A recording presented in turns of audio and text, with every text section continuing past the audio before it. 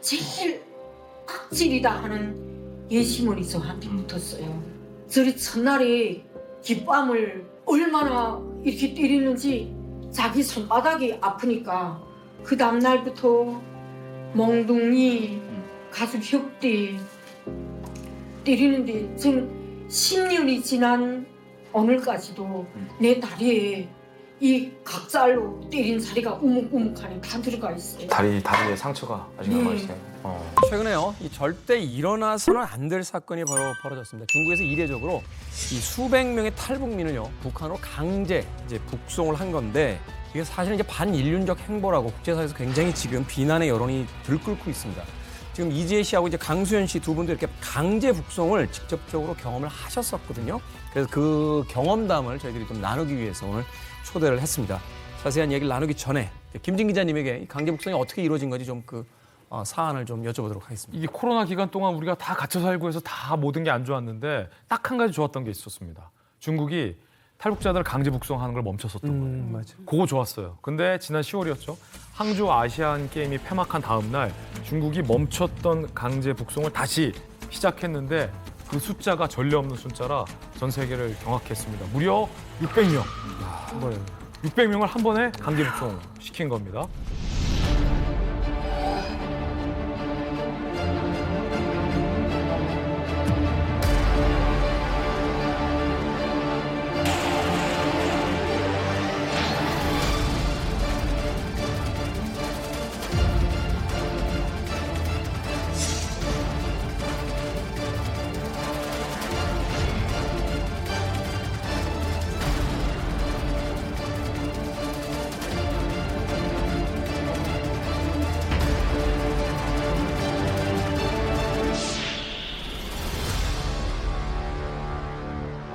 야, 이게 강제 북송도 강제 북송인데 600명이라는 이 대규모 숫자가 사실은 많은 사람들을 충격에 빠뜨렸거든요. 근데 이번으로 끝날 것 같지 않다라는 게 더 문제입니다. 아직 중국에는 더 수많은 탈북자들이 공안에 체포돼 있거나 아니면 공안의 체포를 피해서 숨어 있는데 중국이 이들을 계속 2차, 3차 대규모 강제 북송할 조짐도 보이고 있습니다. 그러니까 사실 저희가 이제 그 북한에 북송을 하는 것은 중국이 보내고 싶다고 해서 보내는 건 아니고요. 날짜를 협의를 합니다. 북한하고 협의를 해서 북한이 이때 보내라. 그리고 또 보내는 명단에 보면 북한이 빨리 받아야겠다라는 하는 거는 빨리 받아요, 북한이. 제가 조사를 해보니까 8월 29일 날 80몇 명 정도 먼저 보냈어요. 네, 8월 29일 날. 그리고 나서 9월 19일 날 또 40몇 명 정도 보냈어요. 그리고 10월 9일 밤에 저녁에 401여 명 정도 보냈고요. 그리고 10월 10일 새벽에 100여 명 정도를 보냈어요. 북한이 이렇게 4차를 나눠서 한 600, 한 뭐 3, 40명 정도를 보낸 거죠. 1차, 2차, 3차, 4차를 나눴다는 것은 아마 1차에는 북한이 절대로 이 사람들은 놓치면 안 된다. 빨리 보내라. 빨리 보내라라는 그런 긴급성이 있었던 것 같고 아마 10월 달에 보냈던 그 한 500여 명 그 탈북민들 같은 경우에는 아마 탈북을 해서 남한행 뭐 다른 이제 탈북을 하려고 하는 저희 같은 그런 아마 사람들이 많이 포함됐다고 합니다. 대체 그 많은 인원이 어디에 갇혀 있었던 거예요? 중국 전역에서 잡혔던 탈북자가 다 널려져 있으니까 신고로 잡히든 뭐 움직이다가 잡히든 이 사람들이 각 지역에 움직이지 못하고 지역 경찰서들에 있다가 한 번 모이는 거예요? 국경으로 몰리기 시작하죠. 국경으로 쫙 북한과 약속에 따라서 언제 보내다 했으니까 쫙 결집이 됐죠. 단동변방대, 신의주, 북한 신의주가 연결된데 통화변방대, 장백변방대, 화령변방대, 영전변방대, 맞네. 도문변방대. 이건 제가 잡혔던 곳이기도. 도문이요. 도문이 제일 많이 잡히더라고요. 예, 여기는 탈북자들이 많이 잡혀가고 수요에 따라서 중축을 해버렸어요.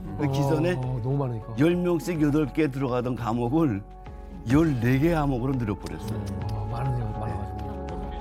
이번에 그 대규모로 북송을 당한 인물들 중에 우리 오늘 출연자분이 이 특별한 관계를 가지신 분이 있다고 합니다.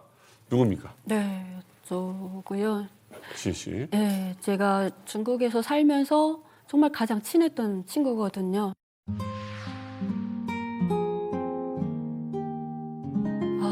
네, 이 친구가 어떻게 이 사진이 있을 수가 있죠? 출발하기 전날에 이 사진을 찍어서 보냈어요. 저한테 이제 간다. 그래서 이 친구가 지금 얼굴이 원래 이렇게 새까맣고 저렇게 몸이 이렇게 이제 약하지 않아요. 원래는 좀 동실동실 하거든요. 근데 이 잡히기 바로 2년 반 전에 먼저 잡혔었어요. 한 번. 이제 한국으로 오는 가족을 집에다 숨겨줬었는데 그 가족한테 뒤따라붙은 공안에 의해서 이제 한번 체포가 됐어요. 체포되고 감옥에서 나와서 막 울면서 정말 힘들어서 못 살겠다. 나도 한국으로 가겠다. 도와달라. 이렇게 했어요. 그래서 제가 너 나온 지 얼마 안 됐으니까 이제 공안이 따라붙을 수 있다. 당분간 있어라. 그러니까 나와서 몸도 추스르지 못하고 한 달 만에 이제 다시 집에서 출발을 했는데 이제 바로 잡혀버렸어요. 이제 그 탈북민 속에 한 명이 뿌락지가 있었던 거예요. 얘들을 이제 공안에다가 팔고 1인당 4,000원씩 받고 이제 빠져버리고 이제 잡힌 애들만 이제 잡힌 거죠. 아니 친구분이 이번에 그 북송됐다는 거는 어떻게 또 알게 되신 거예요? 하루는 TV를 보는데 이제 밑에 자막이 나오더라고요. 이제 탈북민 600명이 이제 북송당했다. 전 너무 놀래가지고 가족한테 전화를 했어요. 빨리 공안에 알아봐라. 그랬더니 이제 전화를 했는데 8일 날 저녁에 우리한테서 나갔다. 예, 이렇게 됐더라고요. 보니까 이제 뉴스에 9일 날에 이제 북한으로 넘긴 걸로. 친구가 그 감옥에서 편지를 보냈어요. 자기가 북송될 거라는 걸 어떻게 예감을 했는지 막 눈물 콧물 다 흘리면서 이제 편지를 썼는데 글자를 알아볼 수 없게 쓴 거예요. 근데 거기 핏자국도 있었고요. 네?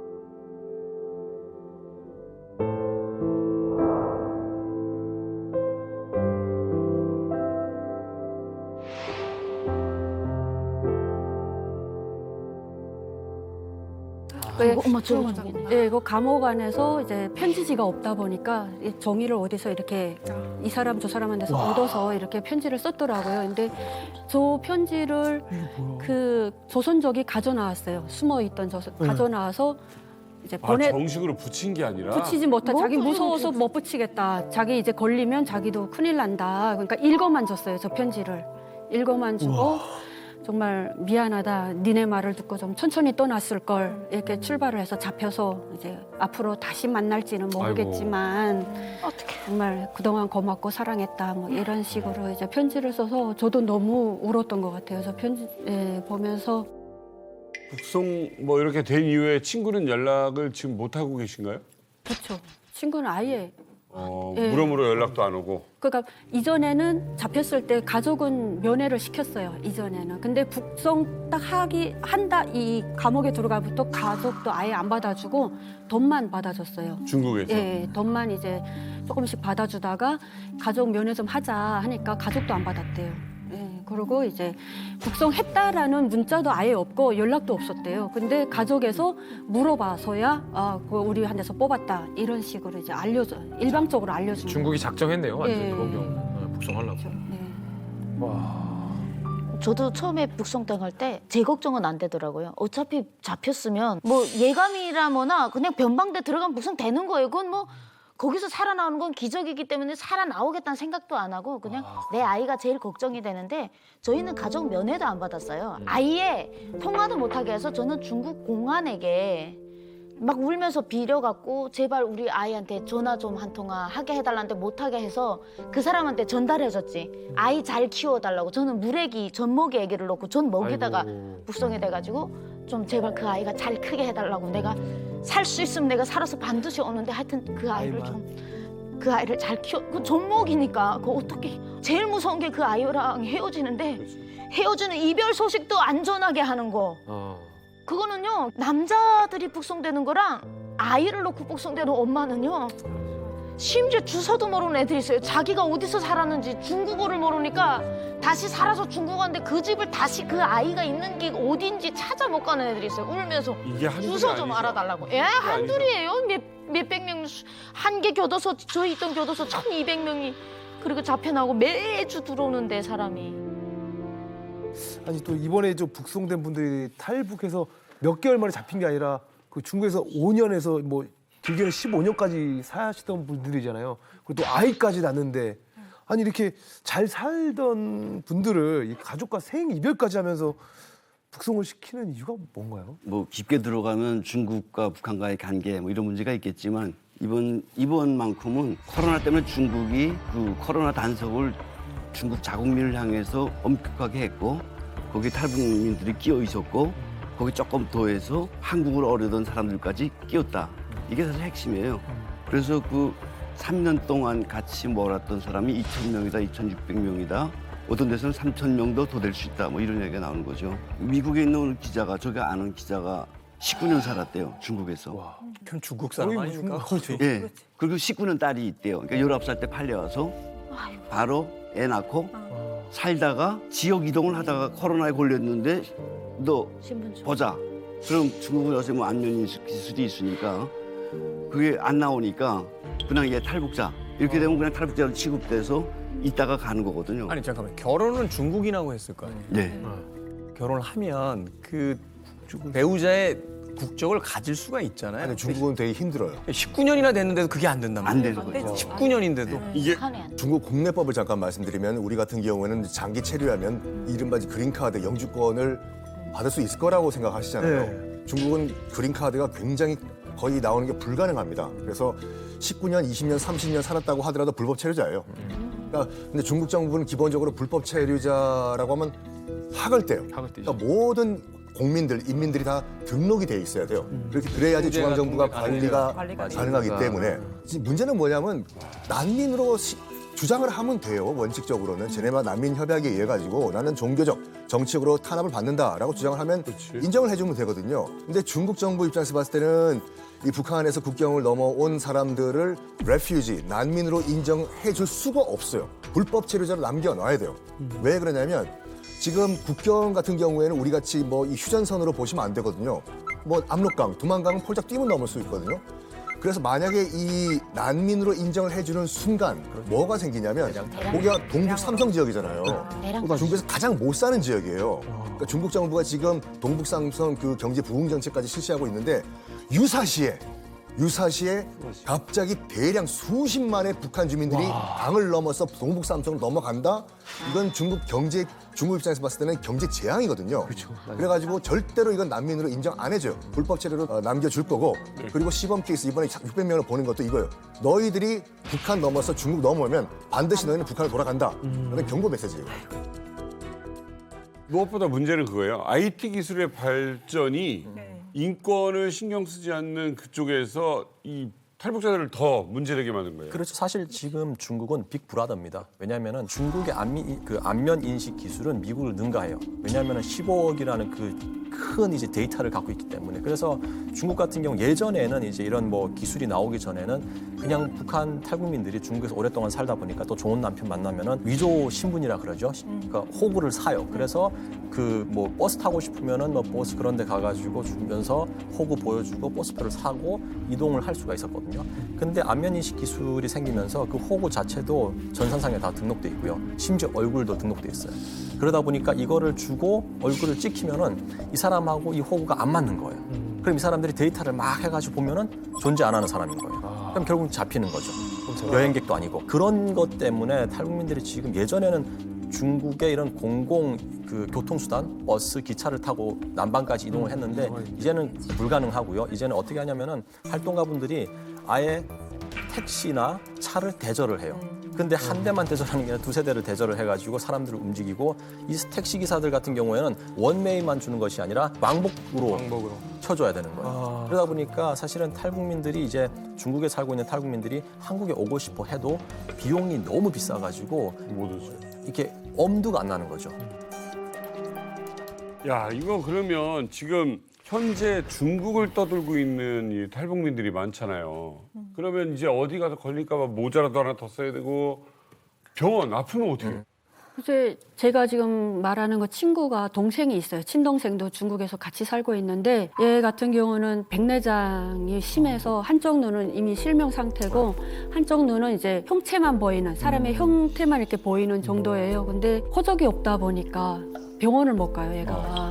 그래서 제가 그랬어요. 내가 한국에 와서 보니까 한국에 의료 시스템이 정말 잘 돼 있고 우리 탈북민들한테 정말 이 의료 이게 잘 돼 있으니까 와라. 오면 이제 눈을 볼 수 있는 한쪽 눈이라도 볼 수 있잖아요. 그래서 오라 그러니까 이제 긴가민가한 상태에서 언니가 잡혔어요. 그래서 북송당하고 그러니까 나는 차라리 석용이 되면 됐지 못 가겠다. 네, 그냥 숨어 있겠다.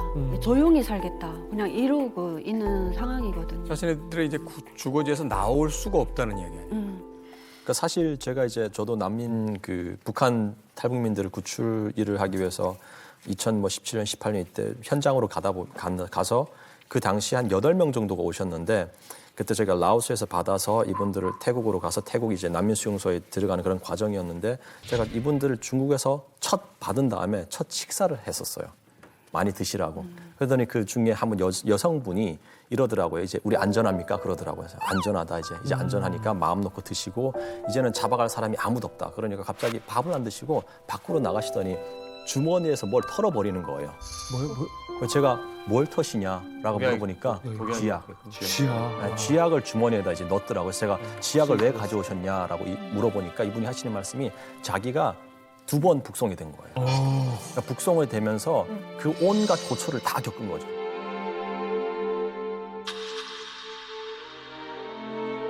그래서 이번에 잡히게 되면은 그냥 지약을 먹고 그냥 북송 안 되는 게 낫겠다라고 판단해서 자기가 지약을 챙겼다 그러더라고요. 아니 강수현 씨도 본인이 직접 그 북송을 당했다라고 아까 이야기를 하셨는데 정말 저런 심정입니까?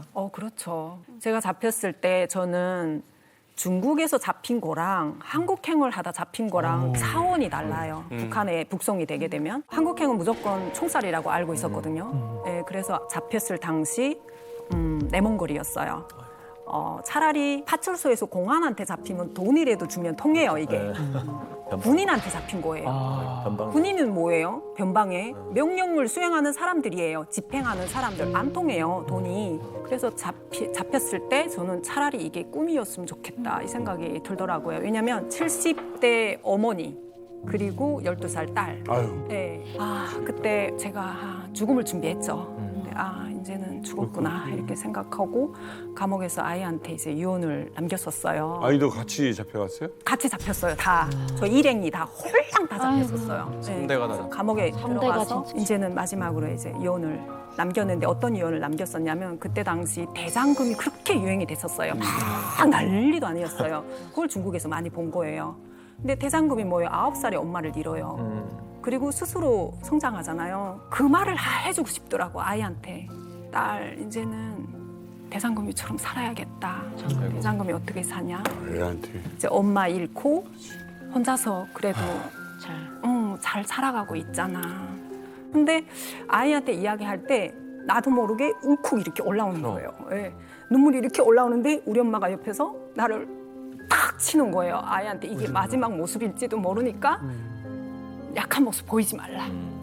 이러시더라고요. 그래서 꿀꺽 삼켰어요. 이렇게 삼키고 북한으로 가는 내내 도망치고 싶었어요. 이제 얘는 혼자 남겠구나 이 생각이. 예. 아니 딸은 그 어렸을 거 아니에요 그때? 예, 어렸죠. 12살 12살 됐는데 다행히 그 당시에 제가 중국에 사촌 오빠가 있어서 돈을 주고 사촌 오빠는 조선족이다 보니까 아이 2명까지 이렇게 등록이 되더라고요. 그 당시에? 네, 그 당시에. 예. 그 다행히 출생증을 만들어놨어요. 제가. 얘는 중국 애다. 북한 애 아니다. 나랑 중국 사람이랑 이제 만나서 난 아이다. 이렇게 해서 다행히 중국에 남기게 됐었고 아이가 보는 앞에서 할머니랑 저랑 이제 수갑 차고 헤어지게 되죠. 아니 근데 좀 궁금하게 이제 행여 혹시 잡히면은 이 강제 북송 당하면은 죽을 수도 있다는 걸 아셨잖아요. 네. 근데 그래도 한국행을 이렇게 좀 택하신 이유가 있나요? 그 중국에서 살게 되면 사실 중국 정부에서는 저희를 불법 체류라고 하잖아요. 언제 잡힐지 모르고 중국에서 항상 불안해요. 불안하고 공포스럽고 뭐 불이익 당해도 말을 못하고 아파도 병원에 제때 가서 치료도 못하고 이런 일들이 많았었고 저희 아버지 같은 경우는 아버지하고 엄마가 잡혀서 나갔어요. 저는 이제 일하려 다른 데 가다 보니까 아버지 엄마가 잡힌 것도 몰랐었어요. 나중에 알았는데 잡혀 나가서 감옥에 후유증으로 돌아가신 거예요, 아버지가. 네, 그래서 이렇게 해서 감옥에 죽겠구나. 이 중국도 안전한 나라 아니구나. 그래서 한국형으로 하자, 가자. 가다가 죽더라도 가자. 이거예요. 네. 어차피 뭐 북한 나가도 죽는 거잖아요. 이래 죽나 저래 죽나. 이게 이 수현 씨 말처럼 저도 강제 북송된 분들 취재를 많이 해봤는데 이분들의 공통적인 말씀은 잡혀서 북한으로 돌아가느니 죽는 게 낫다. 라는 게 그냥 말뿐인 게 아니라 실제 결심들을 맞아요. 하세요. 그러다 보니까 아직 붙잡히지 않았는데 탈북하는 과정에서 중국에 일정 기간 머물면서도 이 두려움이 극심한 공포예요. 언제 붙잡혀서 북한으로 강제 북송될지 모른다. 이 공포심이 엄청나고 북송이 안 되더라도 트라우마, 북송이 되면 그때는 정말로 지옥 같은 경험을 하게 돼서 우리 선생님들 말고도 강제 북송을 겪었던 탈북자들을 직접 찾아 나섰습니다.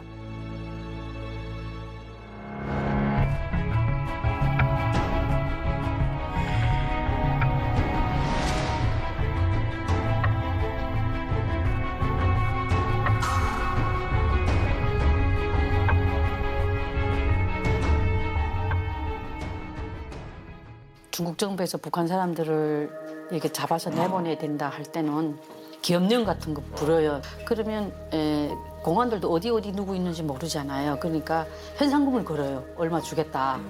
이 고발해라, 신고해라 하면 뭐 농촌 사람들은 뭐 그게 그 돈이 더 중요하지. 뭐 이웃간에 뭐 우정이라가 이런 거 상관없어요. 앞집 남자가 가서 고발한 거예요. 잊혀도 안 돼. 12월 30일 날 경찰이 한 10명을 왔더라고요. 그러니까 앞뒤로 다 포위하고 누구도 들어 못 오게 하고 문 똑똑 들으면 경찰입니다. 그러니까 저는 날 잡으러 왔다는 거 알죠. 그래서 문 열어주니까 북한에서 왔는 거 하더라고요. 그렇다고 옷 입으러 가자 그러더라고요. 새벽에. 그래 그저 옷 입고 무슨 뭐 어쩔 수가 없잖아요. 뭐 달아날 수도 없고. 그래서 꼼짝 못하고 잡혀서. 그때 그 잡혔을 때 두려움이 어느 정도셨어요? 다 잡아줘게 해요. 그래서 가자는 대로 가요. 뭐 어쩔 수 없잖아요. 거기서 뭐 어떻게 달아날 수도 없고. 그러니까 그저 잡아줘게 한 상태죠. 어쩔 수 없이.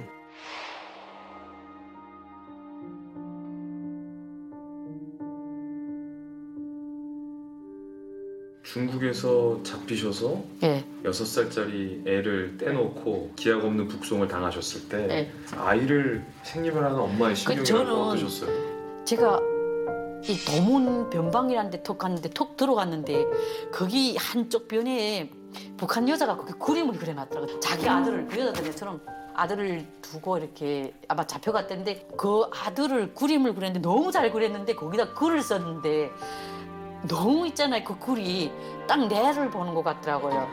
그러니까 사랑하는 아들아 엄마는 북한 여자가 되나서 너를 이렇게 어린 나이에 떼놓고 가는데 딱 세월이 흐르고 크면 엄마가 왜 이렇게 살았는지 그리고 엄마가 다시 이렇게 볼 수 없는 기약 없는 길을 가는데 꼭 잘 커서 그때는 엄마를 볼지 다시 볼지는 모르겠는데 그래도 엄마는 희망을 가지고 널 다시 볼 날을 그리고 간다고 그 벽을 붙잡고 울었거든요. 그게 딱 내 아들을 보는 것 같고 내 처지를 보는 것 같더라고요.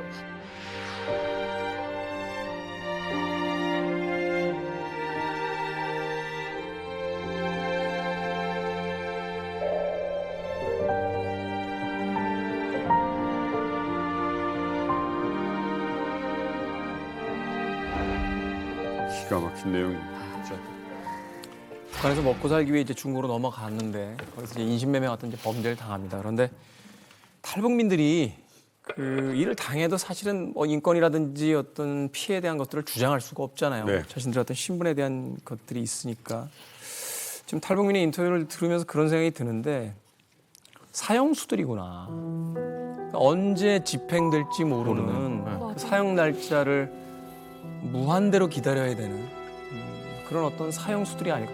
앞서서 그 인터뷰하신 분이 자포자기 심정으로 그냥 따라갔다라고 하는데 우리가 생각하기엔 아니 소리라도 지르거나 뭐 도망이라도 가보지 시도라도 해보지라고 하지만 저분들은 수년 동안의 공포 속에 살다가 막상 딱 저렇게 잡히는 순간 오히려 차라리 한편에서 홀가분한 마음 같은 것도 들 정도로 그 공포의 시간이 굉장히 길었다는 생각이 드는데 결국 그러면 중국에서의 삶 역시 또 하나의 감옥에서 산 것이다 하는 생각이 드네요.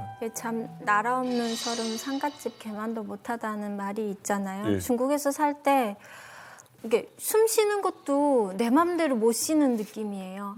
그러니까 저희는 그 공안을 피해서 산 속에 이렇게 살고 있기는 하지만 그 산 속에서도 공안도 무섭고 일반 주민들도 무서운 거예요. 그렇지. 주민들이 주민에게 걸려도 신고할까 봐. 사람이 제일 무섭죠. 네, 제일 무서워요. 어떻게 사람이 살면서 사람을 그렇게 피하면서 살아가는지 모르겠어요. 근데 사람들이 또 우리가 그렇게 자기네를 두려워하는 거 너무 잘 아니까 자꾸 우리를 이용을 하려고 해요. 뭐 벼밭에 나가 일을 시키거든요. 일주일 내내 엄마 아빠가 죽어라 진짜 허리 부러지게 일을 하세요. 그래서 일주일 정도 되면 한 집 밭을 끝내요. 그럼 일주일 값을 받아야 되는데 엄청 해맑게 웃으면서 이제 끝냈다고 달라고 하거든요. 그럼 거기서 또 엄청 해맑게 웃으면서 기다려 해요. 근데 안 줘요. 그건 안 주겠단 말이에요. 그래도 아무 말도 못 하는 거예요. 그러니까 공안도 무섭고 사람도 무섭고 그리고 또 더 무서운 거는 저희는 딸만 둘이잖아요. 인신매매를 하려는 사람들이 공안에 그 신고를 하는 사람 비례로 인신매매 하려는 사람들이 더 많아요. 돈이. 그러니까 엄마도 팔려고 하고 아빠만 안 팔려고 해요. 우리 셋은 다 돈덩어리인 거예요. 아빠는 자꾸 이게 베개 밑에 항상 이게 작은 요만한 도끼를 항상 놓고 있어요. 왜냐면 저희가 살 때 그 산 옆에 또 깊은 산이 더 있었는데 거기는 딸이 넷이었어요. 와. 근데 그 중국 한족들이 올라와가지고 딸 넷을 그냥 차에다 강제로 실어갔어요. 어디 간지 몰라요. 공안이 아니에요. 그냥 타려고 데려간 인신매매 거예요. 뭐. 네, 네. 그래서 사라졌어요. 그래서 저희가 그 소식을 듣고 그 다음부터 아빠가 계속 도끼를 놓고 주무시는 거예요. 그렇죠. 그러니까 사람 발소리만 나잖아요. 그러면 긴장하는 거예요. 앞창문, 뒷창문이 있어요. 근데 앞창문은 내다보는 창문이고 뒷창문은 도망쳐야 되는 창문인 거예요. 항상 그렇게 돼 있었어요. 그러니까 사람이 정말 무서웠던 것 같아요. 저 같은 경우는 중국에서 이렇게 살면서 잡히지 않기 위해서 이제 가족 생활이 어렵다 보니까 봄에는 이제 산에 가서 고사리랑 뜯어요. 뜯고 이제 시내 나가서 팔고 또 가을에 가서는 버섯 이제 이렇게 뜯어다 팔거든요. 근데 집에서 일단 딱 나서면 말 못하는 벙어리처럼 하고 다녀요. 말하면 이게 이제 알리거든요.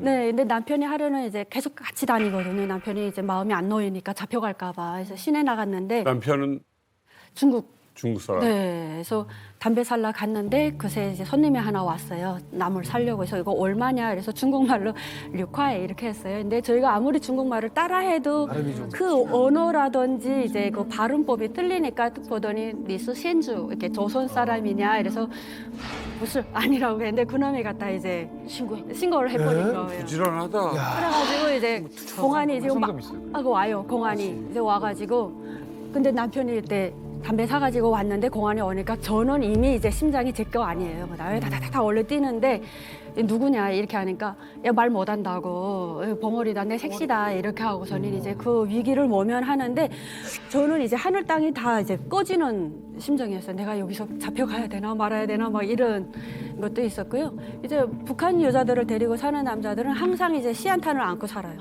그래서 남편들이 나가서 동네에서 싸움을 못 해요. 누구랑. 큰 소리를 못 쳐요. 점이 잡혀 있어요. 네, 그래서 내가 누구랑 싸움한다? 그러면 그 사람하고 촉지면 잡혀갈까 봐. 네.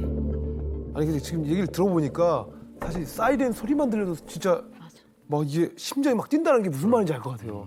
아니 그러면 하루도 진짜 제대로 자기도 쉽지 않을 것 같은데.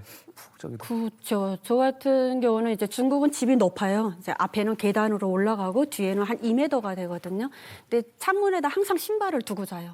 이제 앞에서 경찰이 들어오면 1차적으로 대문을 열고 들어오는 시간, 그 시간에 나는 신발만 신고 이제 나가야 되는 거예요. 그래서 주머니에 항상 100원 아니면 200원씩 주머니에 항상 넣어가지고 내가 이 집에서 나가면 밥이라도 먹어야 되니까. 근데 사다리를 이렇게 넣었는데 2m니까 하나하나 개가면 그 시간이 너무 아까워서 이렇게 쭉 미끄러져 내려가는 거예요. 사다리를 넣어. 네, 사다리를. 그래서 바지가 뭐 끼지던 그거 상관없이 그냥 쭉 미끄러져 내려가고 이제 항상 천장들하고는 항상 교류가 돼야 돼요. 그 동네 농촌총장이 미리 이제 계엄령 같은 게 내릴 때 이렇게 다 조직적으로 내려오니까 미리 막 전화를 해요. 야 빨리 피신해라. 그리고 촌장도 있고 그 동네 파출소에도 아는 사람 하나 있어야 되는데 계속 뇌물도 갖다 바쳐야 되고 그 뭐 잘못해도 내가 잘하고 잘못하고 없어요. 동네 사람이 야 너 우리 양 하나 훔쳐갔지. 그러면 정말 안 훔쳐갔어. 봐 이렇게 야 너네 며느리 북한이지 이러면 미안해 갖다 줘야 돼요 무조건. 아니 이게 지금 사람이 속 편하게 살아야 되는데 이게 언제 내가 잡혀갈지 모르는 살인판에서 산다니 얼마나 힘드니까. 이게 그 북송 나가던 날 설미 씨도 기억나시죠? 네, 좀 잊혀졌으면 좋겠는데 절대 잊혀지지 않죠. 날짜도 잊혀지지도 않고. 전 제일 잊혀지지 않았던 게 그 중국 공안들이 다 조선족들이에요. 우리가 말이 통해야 되니까. 근데 저를 데리고 나가면서 힘을 웃더라고요. 그러니까 나름 위로를 준다고 웃는 건지 전 잘 모르겠는데 노래를 불러요. 쨍하고 해뜰 날 돌아온단다 이런 얘기를 하면서 살아나면 다 오도마 이러면서 넌 젊었으니까 살 거야. 쨍하고 해뜰 날 돌아온단다인데 막 여기까지 야 이게 누군가 그게 그 사람들이 하는 행동이 제가 봤을 때는요 사람들 보는 앞에서 호랑이한테서 사람이 물어뜯기는 걸 보면 즐기고 있는 느낌이라고 해야 되나? 그걸 보면서 자기들도 알아요. 나가면 어떻게 되는지 다 알아요. 더 잘 알더라고요. 저보다. 저는 처음 북송이 되는데 본인들은 더 잘 알아요. 매번 보니까. 매번 보니까 여자고 남자가 없으니까 말대꾸 하지 말고 대가리 쳐들지 말고 그걸 미리 알려줘요. 그러면서 쨍하고 했던 날 돌아. 그러니까 막 야 이게 즐길 일이 아니잖아요 지금. 엄마 아빠는 사실 저희가 잡힐 때 산에 나무하고 계셨어요. 아. 그래서 저희가 공안차에 탄 때 엄마 아빠 나무 찍는 소리가 들리는 거예요. 근데 너무 막 엄마 살려달라고 말하고는 싶은데 못 살리는 우리가 거야. 이렇게 소리 지르면 엄마는 들려요 그 소리가. 엄마까지 엄마 잡히게 아빠는. 근데 다 잡혀. 이게 가족이 잡히면 또 정치범이에요. 그러니까 안 돼. 그래서 우리끼리 갖고 우리가 잡혀갔다는 거를 그 동네 주민이 엄마 아빠한테 얘기를 해서 엄마가 왕청현 공항국 앞에서 우리를 기다리셨더라고요. 근데 저희가 나갈 때 막 왕청년 공항국 대문이 쇠대문인데 그게 쫙 열리고 거기 버스 한 차 실어 나가고 자리가 모자라서 저희가 뒤에 지프차에 타고 나갔어요. 근데 이게 뒤로 묶어요. 이렇게 묶였어요? 수갑을 안 채우고 포승줄로 이렇게 뒤로 묶여요. 그리고 발도 포승줄로 묶어요. 그리고 지프차에 동생이랑 제가 탔는데 머리 묶을 고무줄이 없어서 머리가 막 산발이었어요. 긴 머리였으니까. 근데 문이 쫙 열리는데 그 앞에 너무나 그 행색이 남루한 남자랑 여자가 막 허둥지둥 막 그 버스에 매달려서 막 이러고 있는 거예요. 저희 엄마 아빠가 거기서 그 밤에도 계속 안 가셨대요. 저희 나가는 마지막 모습이라도 보겠다고. 그래서 그거 지키고 계시다가 이제 문 열고 우리가 나오는 걸 보고 버스에 우리가 탄 줄 알고 버스를 막 찾았는데 우리가 없으니까 풀소득 주저앉으신 거예요. 근데 뒤에 지프차가 한 대 더 나오니까 아 여기에 탔나 하고 그 우리가 탄 지프차로 막 오는 거예요. 근데 왔는데 저희를 봤어요, 엄마가. 네. 봤는데 공안들이 물어보는 거예요. 누구냐고 우리한테. 그래서 우리는 거기서 엄마라고 하면 당연히 잡히는 거잖아요. 그래서 모르는 아줌마다. 근데 공안도 당연히 눈치챘어요. 근데 그때는 포상금 이런 것도 없을 때예요. 근데 너무 귀찮았나 봐요. 그래서 모르는 지들끼리 막 뭐라고 하더니 그냥 충고치 이러는 거예요. 그게 뭐냐면은 그냥 지나가 그냥 밀고 지나가 이거예요. 그래서 엄마가 앞에 서서 안 된다고 이렇게 막고 있는데 그거를 어깨로 팡 치면서 지나가고 엄마는 그 세멘트 바닥에 막 그 콘크리트 바닥에 내동댕이 치고 뒤로 돌아보면서 너무 눈물이 나니까 이게 엄마 아빠가 형체밖에 안 보이는 거예요. 근데 아빠가 계속 엄마 일으키시면서 막 뭐라고 하는 우리가 잡히면 안 되니까 막 엄마를 끌고 가는 그 모습을 보고 그게 마지막이었던 거죠, 북송남. 미성년자를요? 그쵸. 미성년자를. 18, 15이었죠. 15살짜리 여자애들. 이게 정말 같은 하늘 아래서 일어나는 일인가 믿기 힘든데 우리가 한참 그 이제 2002 월드컵 분위기에 취해 있을 때 2000년도 초반에는 어떤 일까지 있었냐면은 이제 그 북한 보위부가 중국에 넘어가가지고 일정 정도 사법 활동을 할 수 있는 그런 협약이 중국이랑 북한이 돼 있어요. 그래서 보위부가 이제 단동 같은 이런 국경지대에 넘어가가지고 거기서 이제 그 탈북자들을 인수인계해서 다시 이제 북한으로 넘겨가는 과정에서 이런 일까지 있었다고 합니다. 도망가면 안 되니까 탈북자들을 일렬로 세워놓은 다음에 철사줄로 쇄골을 뚫어가지고 쇄골을 뚫어가지고 굴비 엮듯이 쭉 역을 엮은 거예요. 여길 뚫는다. 여길 뚫어가지고 그러니까 그것도 이제 점점 탈북하는 사람들의 숫자가 늘어나니까 귀찮잖아 이게요. 그래서 뭘 했냐면은 손바닥을 뚫어요. 굴비 역. 이걸 그 중국 땅에서 이런 일이 벌어지고 있으니까 중국 공안도 이건 약간 너무한다 싶었나 봐요. 그래서 중국 공안이 이런 말 했대요. 이런 끔찍한 일을 할 거면 중국 땅이 아니라 북한 가서 하라고. 지금 이제 말씀하신 게 굉장히 많이 충격을 받으셨을 텐데 아직 북한 쪽으로 넘어오지 않았고 중국 땅의 북중 접경 지역에서 벌어진 일들까지만 지금 털어놓으신 거잖아요, 종미 씨. 네. 이제 이분들이 여기에서 이런 대우를 받고 북한으로 넘어오면 제일 먼저 가는 곳이 어딘지 아세요? 일단 수용소로 비슷해요. 탈북민들 사이에서 가장 인간 대우를 못 받는 곳으로 알려진 공포의 장소입니다. 바로 북한 안전부 산하의 집결소로 탈북자들이 일괄 이송이 되는데 곳곳에 있어요, 집결소가. 근데 뭐 우리 이만가 가족들도 겪어보셔서 얼마나 끔찍한 일이 그곳에서 벌어나는지 잘 아실 텐데 정말 상상 이상의 일들이 벌어지고 있었습니다.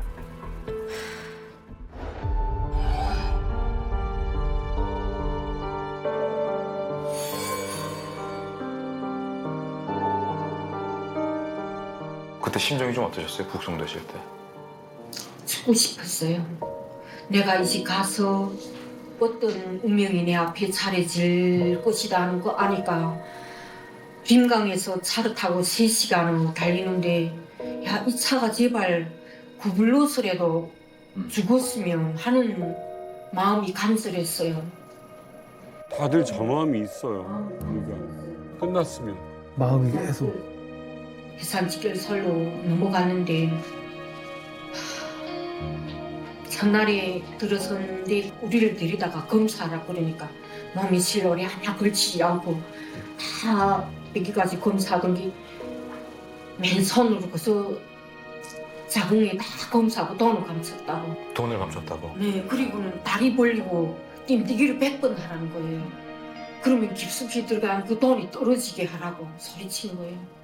그렇게 다 검사하고 감방에 들어갔어요.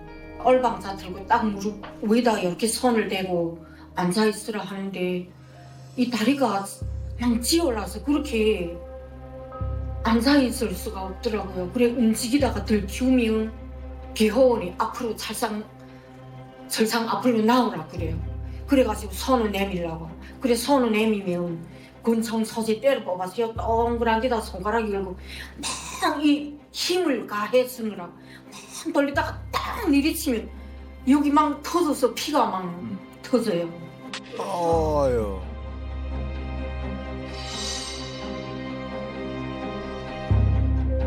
그 안에 있는데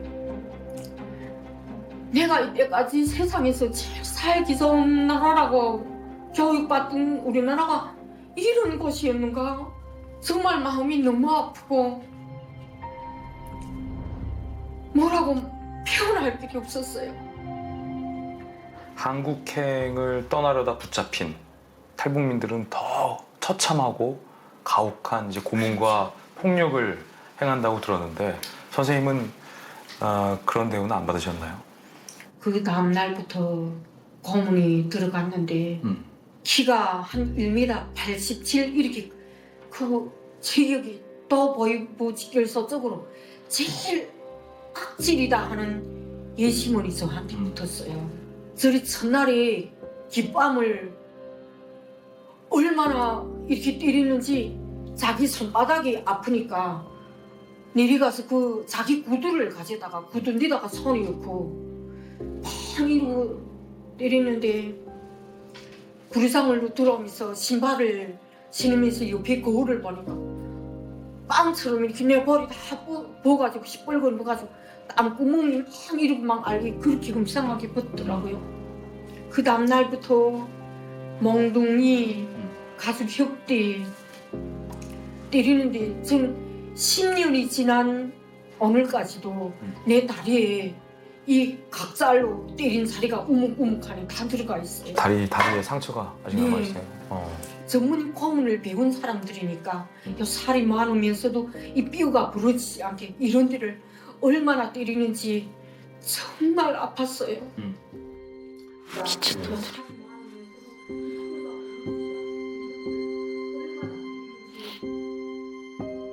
내가 너무 고통스러워서 선생님 나를 차라리 죽이셔. 이가나야 니는 네 죄를 다 자백하기 전에는 죽을 권리도 없다고. 마음대로 네 마음대로 좀 죽지도 못한다는 거예요. 정말 어떤 날에는 차라리 자백하고 말까 그런 마음이 이까지 올라왔어요. 너무 아파가지고. 근데 내가 이렇게 자백하면 나는 정치범 수용소 가서 뭐 한두 달 꽂히다 죽어도 이렇겠지만 우리 애들은 아버지도 없고 엄마가 정치범 수용소에 갔는데 우리 아들들이 운명은 어떻게 되겠나. 내가 여기서 마사돼서 죽으면 어떻고 정치범 수용소 가서 죽으면 어떻고 어떻게 하나 아들들을 생각해서 내 기우나 이걸 이겨내야 되겠다 결심하고 이겨내게 됐어요.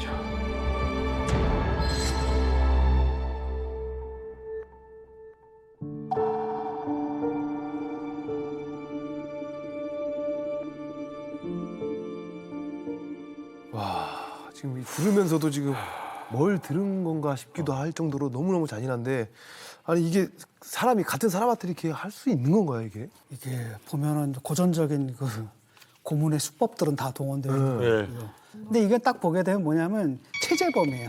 왜 그러냐면은 지상낙원이라고 설명을 했거든. 지도자 동지 밑에서 정말 우리는 행복하게 잘 사는데 이걸 먹고 살기 힘들어서 떠났다라고 얘기를 하는 게 그들의 체제 선전의 허구성을 폭로하는 것 자체가 되거든요. 네네. 그러니까 단순히 그 생활고 때문에 떠난 사람들조차도 일단은 체제범이 되는 거죠. 사상. 그래서 정치범으로 만드는 게 정치범으로 오히려 만들고 그렇죠. 그러기 위해서 이제 고문을 하는 거죠. 지금. 들어가면 편하게 앉아. 안 고픈 대로. 그 대신 2시간 동안 움직이면 나 혼자 맞는 게 아니라 다 같이 맞아. 맞아요. 다 같이 나와 하고 채살상에 손대면 손을 막 때리고. 그 감옥이 진짜 끔찍했던 거는 벌레가 이렇게 많아요. 지금 한국에서 나오는 뭐 이, 벼룩이, 빈대, 벼룩, 이. 몸이 얼마나 군질거리는지. 이거 이렇게 하고 여기에 이를 잡잖아요. 여기에 최소한 10마리가 잡혀요. 그러니까 이거 누르잖아요. 두두두둑 하면 온 새끼야 나와. 얘 사촌본 잡았다고. 나와. 손 내밀어. 여기다 적세 채우고 철창 있잖아요. 그럼 때리고 싶은데 다 때려 그냥. 더 끔찍한 거는 화장실이 노출된 곳에 있어요. 보이게. 다 앞으로 앉아 있지만 난 뒤에 서 있지만 보이잖아. 그거 다 보이거든. 다 둥게 앉아서 애들이 그것만 신경 쓰는 것 같아. 난 잠깐 북한에서 제일 끔찍했던 거 화장실 봤던 것 같아요. 제가 넘어갔던 온성보위부에서는 이게 화장실 갈 때면 뭐 몇 번, 3번 화장실 가도 되겠습니까? 이렇게 물어봐야 돼요. 돼 하면 가고 안 돼 하면 못 가요. 근데 여자애들 같은 경우는 창피하니까 물어보기가 참는 거예요, 여기서. 그래서 바지에 막 쉬하는 경우도 있고 또 돈을 먹고 넘어오는 사람들이 많아요. 그러니까 이게 자궁에도 숨기고 막 이러는데 자궁은 앉았다 일어났다 그거 펌프라고 하거든요.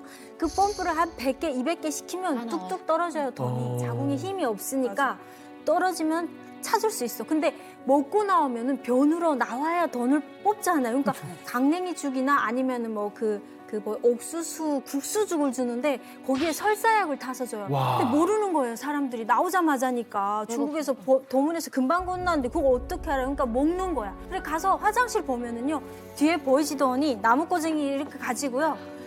이게 변을 보면 이렇게 헤쳐봐요. 왜냐하면 돈이 나오는지 봐야 되잖아요. 그러다 헤쳐서 탁 발견하면 막 웃는 거야. 노다지 하나 발견했다. 이거. 자기가 가져가는 거예요? 그죠? 그러고 야 몇 번 들어 이러면은 그 나온 사람이 그 더러운 거 들어야 돼요. 들고 가서 물 있는 데 가서 씻어요. 씻고 보이지던한테 뺏기는 거예요. 차라리 때리는 게 나아요. 발로 차고 뭐 이렇게 막 굴려도 상관없는데 그 변 볼 때 뒤에서 이거 하는 것만큼 정말 수치스럽고 평생 이건 잊혀지지 않는 일이에요. 제가 목격했던 거는 이제 임신부들, 임산하신 분들 정말 못 봐주겠더라고요. 이분들은 중국의 여성분들은 팔려오잖아요. 내 의지가 아니잖아요. 그래서 이분들이 임신해서 나왔어요. 일단 강제 낙태는 뭐 기본이고 왜 이렇게 잡종을 임신해서 낳았냐고 어머나 배를 발로 차는 거예요. 떨어지라고. 그리고 그 운동장에 보니까 여성분이 둘이서 블록을 이렇게 잔뜩 싣고 앞에 여자분이 이렇게 들고 뒤에 또 이렇게 들고 운동장을 이렇게 돌더라고요. 천천히. 그래서 야 저거 뭐야? 이랬더니 이분들이 임신한 분들인 거예요. 애가 떨어지라고. 와. 그걸 계속 운동장을 돌리는데 그 무거운 걸 지고 그러니까 나중에 기운이 빠질 거잖아요. 쓰러지면 다시 일어나. 걸어. 근데 나중에 하혈하더라고요. 쫙 하혈.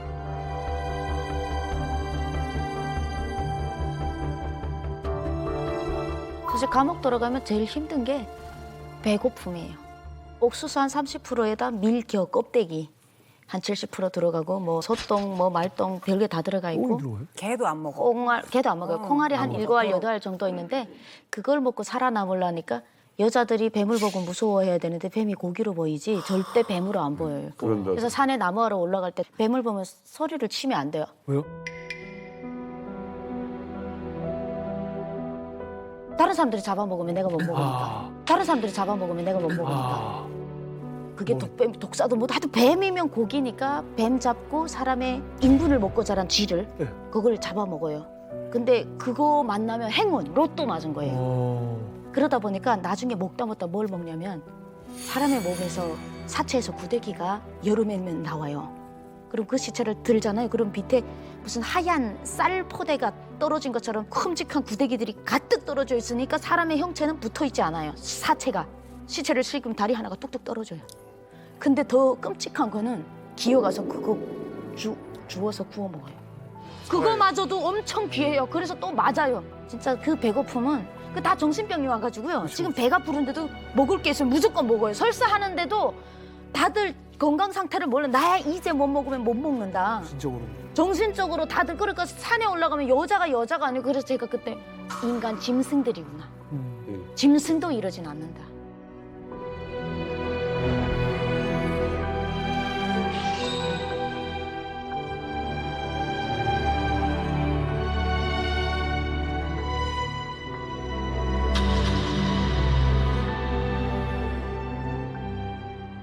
왜 이렇게 힘들게 하느냐. 결국은 이 사람 입에서 나오는 게 한국행을 택하려고 그랬다라는 말을 들으려고 시도하는 거잖아요. 그렇죠. 그러니까 이제 우리는 증거가 없잖아요. 나가서 살았던 사람이니까 고문으로만 사실을 밝혀내야 되는데 진술서가 제일 중요한 게 진술서를 똑같은 걸 10번, 20번을 씌워요. 토시 하나가 틀리지 않을 수가 없는데 단어 같은 거 혹시 제가 한국 드라마를 많이 봤는데 한국 드라마 봤냐? 봐봤습니다. 목사를 만났냐? 모릅니다. 본 적이 없습니다. 이렇게 진술을 해요. 그런데 뭔가 막 쓰다가 무지무지 힘들었다 이런 단어를 쓴 적이 있었어요. 근데 그 무지무지에다가 쫙 끄더니 북한에서는 무지무지란 단어를 안 써요. 이게 한국말이에요. 근데 나도 모르게 중국에서 2년 동안 한국 드라마를 많이 보다 보니까 이제 한국말을 쓴 거예요. 거기다가. 그러면 야, 이 새끼 너 한국 드라마 안 봤다더니 왜 봤냐? 그러고 이제 싸대기를 날리는데 얼마나 싸대기를 많이 날리면 안에서 파열이 돼요. 이 혈관들이 안에서 파열이 돼서 눈앞에 빨갛게 됐는데 보면 피는 없는데 눈이 앞이 다 빨갛게 보이다 보니까 이 안에 혈관이 터질 정도로예요. 글 하나 토시 하나 잘못 쓰면 또 써. 다시 써. 10번, 20번을 반복해서 써요. 그렇게 이제 엄청난 고문과 이 폭력 그리고 이제 수년간 강제 노동까지 하는데 저 같으면은 무서워가지고 다시는 나갈 생각을 못 할 것 같은데 여기 앉아 계신 분들은 어떻게 보면 또 다시 나온 거잖아요. 이제 감옥에 갔다가 이제 다시 사회로 돌아왔다라고 해도 그 동네에서는 이미 빨간 딱지가 붙는 거예요. 쟤는 한국 가다가 잡힌 반역자다. 그래서 아예 왕따를 시켜요. 보안원이 있거든요. 매 인민밤마다 담당 보안원들, 담당 보위원들이 있어요. 항상 이제 감시를 하는 거예요. 그 내가 어디 가도 보고를 해야 돼요. 난 언제부터 언제까지 갔다 오겠다. 또 수시로 이 사람들은 이제 집을 막 들어와요. 자기가 감시하는 사람들의 실제로 이 사람이 여기 거주하고 있는지 또 어디 도망가지 않았는지 그러니까 이 심리적 압박감 못 살게 한 거예요. 예, 주민들이 나를 그런 눈으로 보지. 나를 반역자라고 하지, 그러니까 다시 탈북할 수밖에 없는 이런 상황으로 내모는 것 같아요. 그 아마 전 세계적으로 연좌제가 아직 있는 나라는 북한밖에 유일하지. 없거든요. 제가 아는 이제 그 탈북민 같은 경우도 상당히 토대가 좋았어요. 아들 둘이 있었는데 너무 똑똑했어요. 이 친구들이 군관학교 가서 나라를 위해서 열심히 일하겠다라고 계속 이제 이야기하고 지원됐는데 엄마가 이제 탈북을 했거든요. 그게 북한 당국이 알아서 다 떨어지는 거예요. 그건 뭐냐면은 정치적 생명 끝난 거고요. 사회적 생명 또한 끝났어요. 왜냐하면 평생 이 친구만 있는 게 아니라 그 사람들이 결혼해가지고 난 아이들도 반역자의 후손들이 되는 거죠. 탈북을 제일 많이 하는 게 저도 아이 때문에 했어요. 그렇죠. 아이가 너무 얼른거리고요. 감옥에 있을 때 짐승이 그렇게 부럽더라고요. 내가 왜 사람으로 태어나서 아이를 낳고 내 아이를 젖을 못 먹일까? 제비들도 지 새끼 밥 먹인다고 그렇죠. 왔다 갔다 새 새끼들도 짐승을 안고 있는데 한 번은 그 새끼 한 번 보고 싶더라고요. 아기 때 놓고가 지금 엄청 많이 컸으니까. 그래서 가다가 죽더라도 다시 재탈북하다가 잡히면 그 고통을 알죠. 우리는 모르지 않고 아는데도요. 그 고통보다 더 그리운 게 새끼가 먼저 눈에 떠올라서 죽더라도 가자 해서 재탈북한 것 같아요. 그런데요. 중국에서 공안들에게 대부분 잡힙니다. 그런데 다시 이제 탈북을 시도할 때도 역시 중국으로 대부분 많이 가요. 다른 루트는 없는 건가요? 안전한 루트는? 뭐 있게 있죠. 비행기 몰고 오는 이운평 있을 수도 있는 비행기 몰고 오는 것도 있고 38선 넘는 방법 있고 예, 38선 있고 러시아. 전철처럼 유학 갔다가 오는 친구들도 있고 러시아의 볼목으로부터 사실 92년도에 탈북이 시작됐어요. 근데 그 러시아 경계는 도강화됐어요. 그나마 중국밖에 없죠. 그래서 중국의 대중화된 루트를 만들기 위해서 중국을 일단 먼저 공략해야 되겠다. 그래서 북한 인권운동가들이 서히 기획 탈북을 했죠. 2000년대 초반에 대사관. 그래서 중국 공간을 공략하겠다. 그래서 그 시작이 2002년에 그 유명했던 사건입니다. 중국에 있었던 스페인 대사관 탈북 사건인데 25명의 탈북민이 중국 주재 스페인 대사관을 통해 탈북에 성공했었습니다.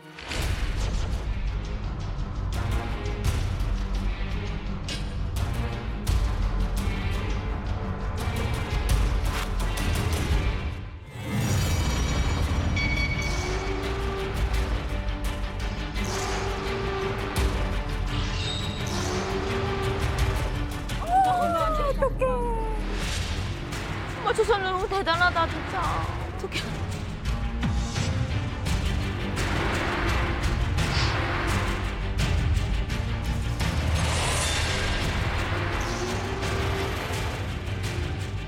두 명이 지금 공안을 딱 잡고 그리고 나머지 사람들한테 길을 열어준 거예요 지금.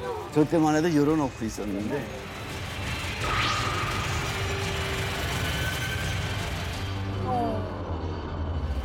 옛날이다 진짜. 오, 다 들어가.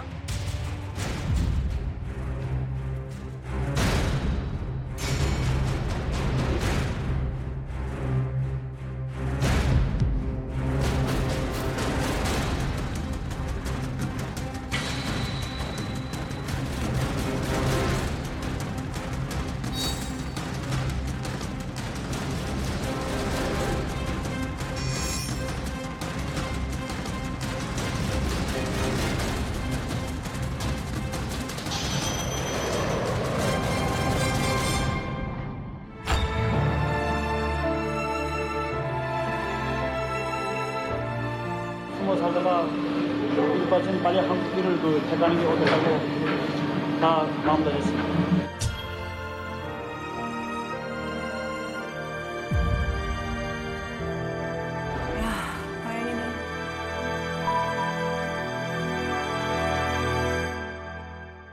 이 탈북은 기획된 탈북이었습니다. 중국이 당시 탈북민을 잔인하게 북송한다라는 걸 전 세계에 알리게 됐고 이 사건을 계기로 2000년대 초반에 무수히 많은 탈북민들이 중국에 있는 각국의 대사관이나 영사관을 이용해서 이제 탈북하는데 이제 성공을 하게 됐죠. 중국 측도 이제 깨달은 거죠. 아, 자기네 나라에 있는 대사관 또는 영사관에 탈북민들이 또 밀려들 수가 있겠구나라고 해서 이제 보안을 강화를 합니다. 그래도 가장 그래도 매혹적인 루트는 맞아요. 그러니까 치외 법권 지역이니까 들어가면 터치를 못 해요. 그래가지고 방금 우리 보셨던 그 스페인 대사관 진입 사건 바로 직후에 중국 선양에 있는 일본 영사관에 북한 주민 5명 이 진입을 시도를 해요. 그런데 놀라운 게 뭐냐면 중국 공안이 치외 법권 지역인 일본 영사관 안에 들어가가지고 이미 들어가 있는 탈북민들을 끄집어내는 장면이 나와요.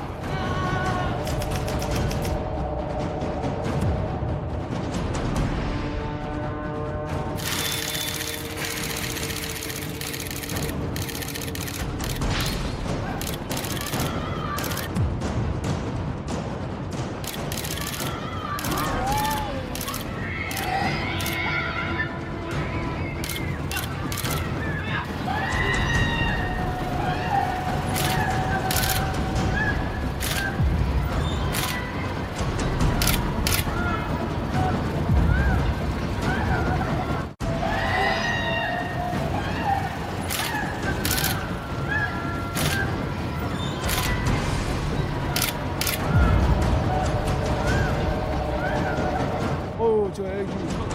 아니 왜 들어가서 이제 끄집어내냐고. 그러네, 들어가서. 어떡해.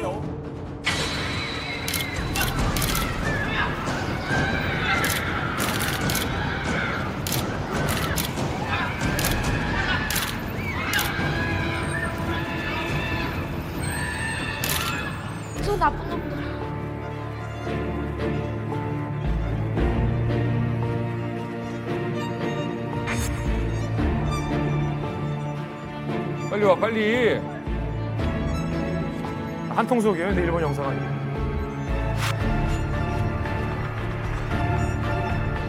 만약 중국 공안이 남의 영역에 가서 공권력을 행사하는 그럼요. 이제 일본이 내부적으로 협조를 한 거라 논란이 컸죠, 당시에.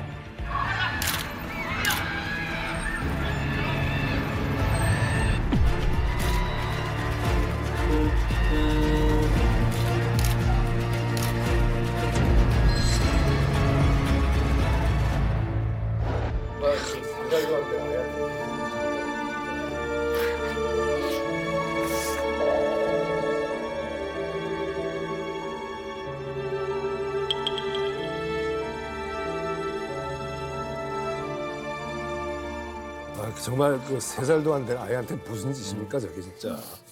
실패로 끝날 뻔했습니다. 근데 이게 그냥 묻힐 뻔했습니다.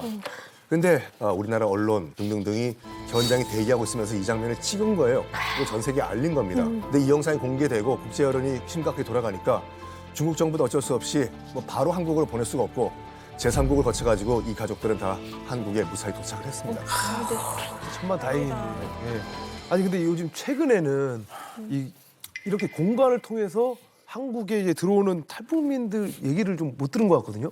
일단 뭐 중국에서 이제는 뭐 공간에 진입하는 것 자체가 굉장히 어려워졌고요. 설사 진입을 한다 하더라도 문제는 뭐냐면 거기서 이분들을 한국으로 데려오는 데는 중국 정부의 협조가 필수적이에요. 그렇지. 근데 중국 정부는 이제 북한의 눈치를 볼 수밖에 없는 거고, 그러니까 중국 같은 경우는 그래도 세계 여론의 눈치를 보거든요. 왜냐하면 특히 이제 중요한 행사를 앞두고 있거나 이럴 때. 그래서 지금 우리가 봤던 성공한 예들은 그나마 미디어에 찍혔기 때문에 성공한 거예요. 세계 모든 사람들이 저걸 지켜봤으니까 중국에서도 어쩔 수 없었던 거죠. 근데 그렇지 않은 경우에는 중국에서는 협조할 이유가 없는 거죠.